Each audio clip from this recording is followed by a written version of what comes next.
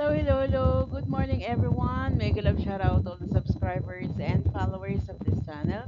Thank you for always supporting me. Today, we're gonna talk about a snail and what an amazing creature. Okay, of course, you can find a snail anywhere. Okay, let's see. Look at the moving creatures. A snail. A snail is a shelled gastropod. The name is most often applied to land snails, terrestrial pulmonated gastropod mollusks. However, the common name snail is also used for the most of the members of the molluscan class Gastropoda that have a coiled shell that is large enough for the animal to retract completely into.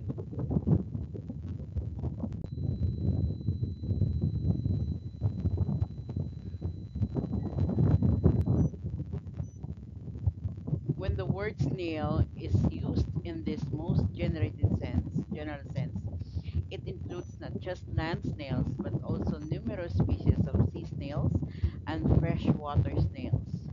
Gastropods that naturally lack shell or have only an internal shell are mostly cold slugs, and land snails that have only a very small shell that they cannot retract into are often called semi-slug.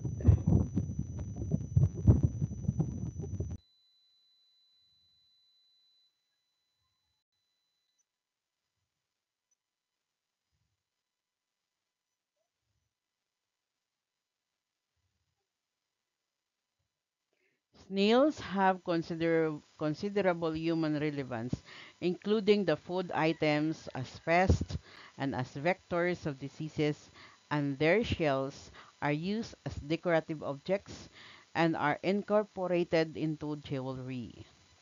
The snails have also uh, had some cultural significance, tending to be associated with liturgy. The snail has also been used as figure of speech in reference to slow-moving things.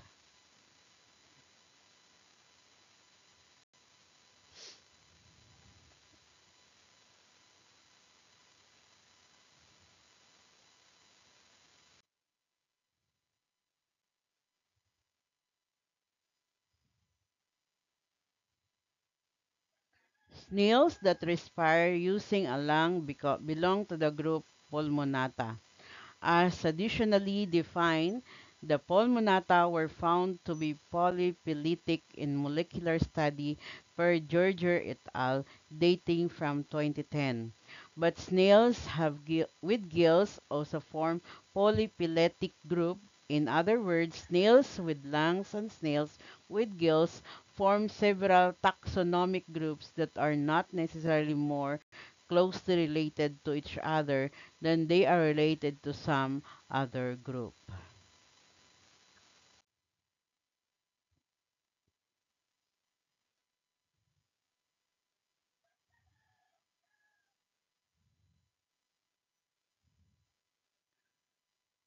Both snails have lungs and snails that have gills have diversified to widely over geological time that few special species with gills can be found in land and numerous species with lungs can be found in freshwater. Even a few marine species have lungs.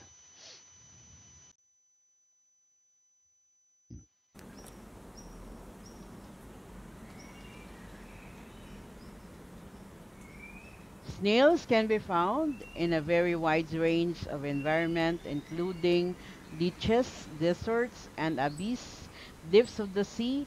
Although land snails may be more familiar to laymen, marine snails constitute the majority of snail species and have much greater diversity and a greater biomass. Numerous kinds of snails can also be found in fresh water.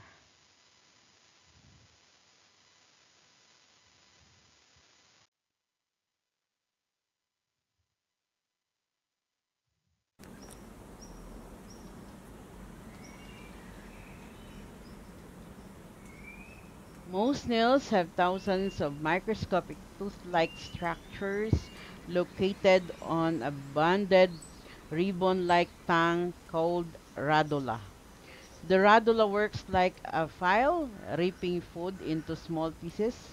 Many snails are herbivores or herbivorous, eating plants or rasping algae from surfaces with their radula. Through a few species and many marine animals are omnivores or predatory carnivores. Snails cannot absorb colored pigments when eating paper or cardboard, so their feces are also colored.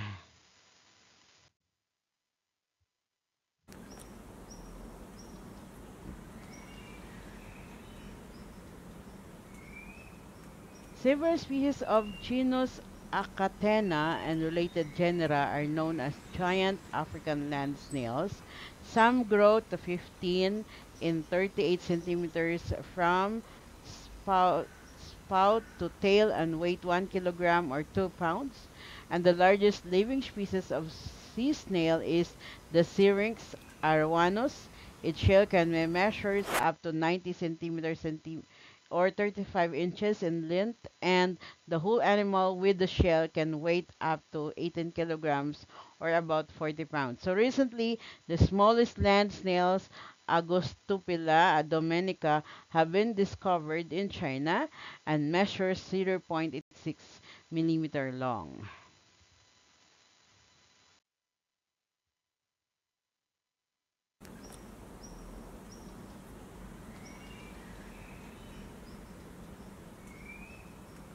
Snails are protostomes. That means during development in the gastrulation phase, the blastopore forms the mouth first. Cleavage in snails is spiral holoblastic pattern, and in spiral holoblastic cleavage, the cleavage plane rotates each division, and the cell divisions are complete. Snails do not undergo metamorphosis, so the own or the hatching or after hatching, snails hatch in form of small adults. So the only additional development they will undergo is to consume calcium to strengthen their shell. Snails can be male, female, or hermaphroditic, or parthenogenetic. So there are many different snails or systems of sexual determination.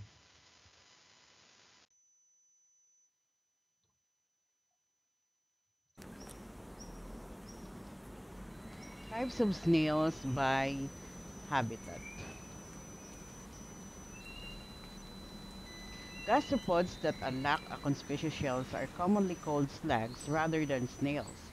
Some species of slugs have maroon-brown shell, some have only an internal vestige that serves mainly as calcium lactate repository, and others have some to no shell at all.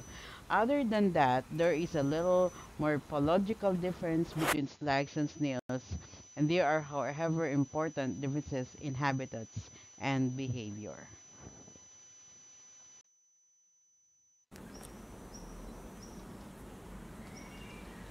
A shellless animal is much more maneuverable and compressible, so even quite large land slugs can take advantage of habitats or retreats with very little space, retreats that would be inaccessible to a similar sized snail.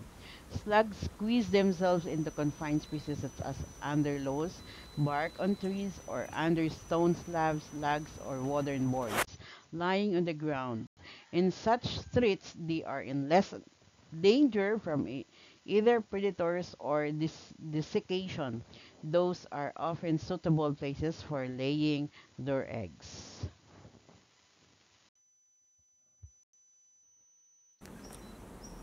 Slugs as group are far from monophyletic. Scientifically speaking, slug is a more convenience with little taxonomic significance. So the reduction or loss of shell has evolved many times and differently within several very different lineages of gastropods. So the various taxa of land and sea gastropods with slug morphology occur within numerous higher taxonomic groups of shelled species such as independent slug taxa are not in general closely related to one another.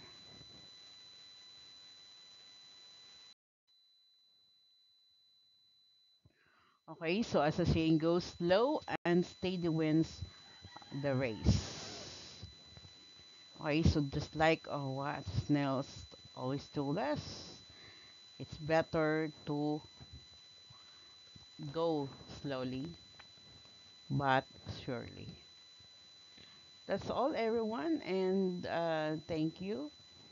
Though our lesson is different from math today, it's also related to science, and I want to make more lessons like this. So I hope it will open our mind and be open our hearts also. Thank you, everyone, and this is your teacher, Marife Adonis. Good luck.